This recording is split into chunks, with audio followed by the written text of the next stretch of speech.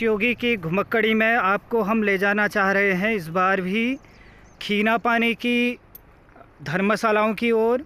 यह धर्मशाला भी खीना पानी की 10 कक्षीय धर्मशाला के ही ठीक ऊपर निर्मित की गई है और अभी तक हमें इसके 3 कमरे दिखाई दिए हैं।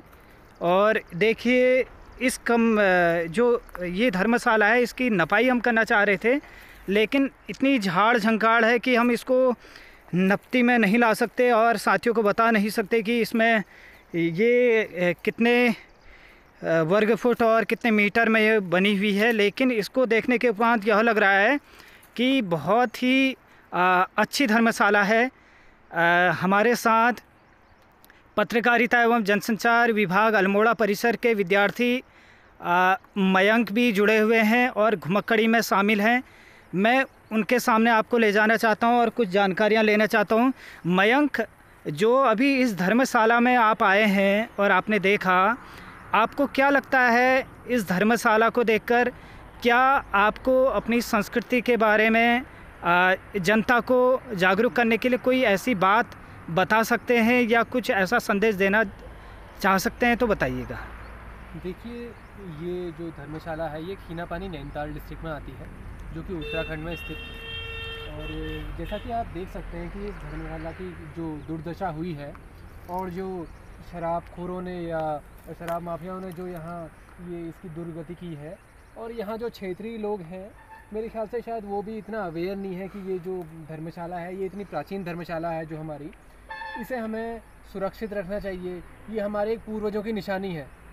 तो मैं आप सभी से यही कहना चाहूँगा कि ये जो धर्मशाला है, सरकार अगर इसमें कोई कदम नहीं ले पा रही है तो जो यहाँ आसपास क्षेत्रीय जनता है उसे यहाँ चंदा एकत्रित कर या फिर कुछ और जो भी साधन है वो जुटाकर जो ये बहुत हमारी प्राकृतिक धर्मशालाएं हैं इनको सुरक्षित करना चाहिए।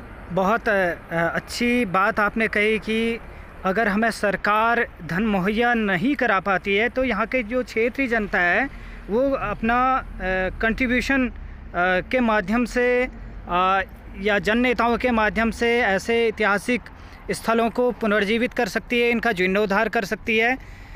साथियों, ये भी उच्च हिमालयी क्षेत्र में निवासित जसूली देवी सौक्याणी जी के द्वारा निर्मित धर्मशाला है। और ये धर्मशाला जो है साथियों, मैं आपको बताना चाहता हूँ कि करीब 300 से 365 से ऊपर ये उत्तराखंड में ऐसी उच्च हिमालयी क्षेत्र में ऐसी धर्मशालाएं निर्मित की गई हैं। उस समय की जो महिला जसूली देवी थी आज वो दिवंगत हो चुकी हैं, और लेकिन उनके इतने बड़े कारनामे और इतनी बड़ी समाज सेवा के रूप में ये स्थल उस समय की और उनकी गाथा गाते हैं।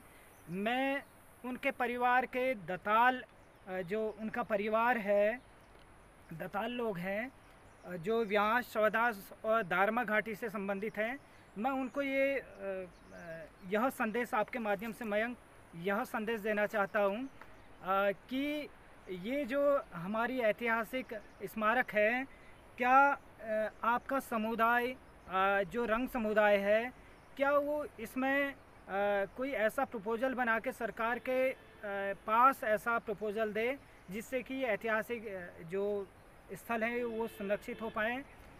चूँकि हम लोग पूर्व में हमारे साथी डॉक्टर रघुवीर सिंह रोंकली थे, जुड़े थे, आज वो दिवंगत हो चुके हैं, वो भी हमारे घुमक्कड़ी के सदस्य थे। हमने और उन्होंने मिलकर कई धर्मशालाओं को चिन्हित किया और हमने उस समय एक बुक फॉर्म में लाने का प्रयास भी किया था और भीमताल में उसको लेकर सेमिनार भी हुई थी, वहाँ वह सामग्री गई। तो उसमें हमने कई ऐसी धर्मशालाओं की जानकारी दी थी जिनको ऐतिहासिक रूप से स्मारक बनाए जाने चाहिए और सरकार को ऐसे स्थलों को चिन्हित कर इनका पूरी तरीके से जीर्णोद्धार करना चाहिए। तो साथियों, अगले दौर में हम आपको कहीं और ले चलेंगे उत्तराखंड की विरासतों को संरक्षित करने के लिए। मेरे साथ हैं कैमरामैन मयंक जोशी।